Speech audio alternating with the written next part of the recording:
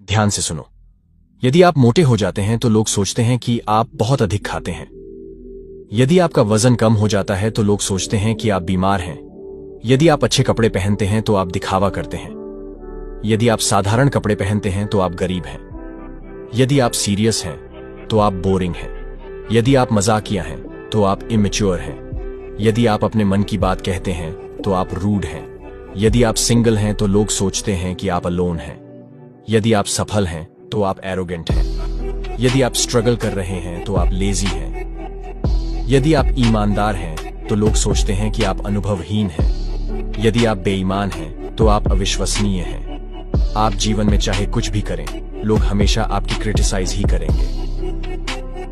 तो मेरे दोस्त, बस वही करो जिससे तुम्हें खुशी मिले। इन मूर्खों के बारे में चिंता मत करो। यदि आप हमें फॉलो नहीं कर रहे हैं तो आप शायद मुझे फिर कभी नहीं देख पाएंगे।